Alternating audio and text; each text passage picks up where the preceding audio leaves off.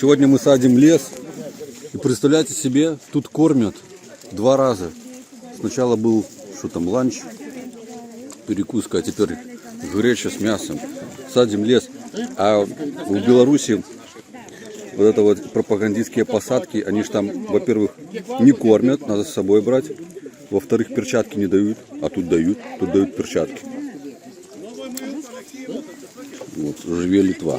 Садзіце дрэвы, а не людзей. З гэткім пасылам беларускія экаактывісты з таварыства «Зялёная сетка» паўдзельнічалі ў агульналітоўскай акцыі для пасадкі маладых лясоў. Непадалёк мяжы з Беларусі ў гонар беларускіх палітвязняў высадзілі больш за 600 маленькіх ялінак. Саджаць дрэвы гэта заўсёды добра, гэта заўсёды карысна.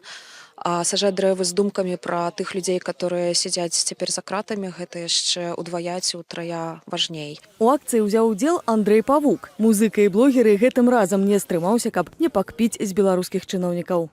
Перыядычна у нас у Беларусі, а менавіта у Грудабелцы, чыноўнікі масава выходзяць у лес і саджаюць ялінкі, сасінкі, іншыя дрэвы. Я паглядзеў на это так, абзавідаваўся. Я ж калісь лесніком працаваў, так было чётка, толькі не летом, калі машкара вялікая. І таму я прыехаў сюда, на это месца, побач з нашай радзімай, з Беларусю, і саджаю таксама ялінкі.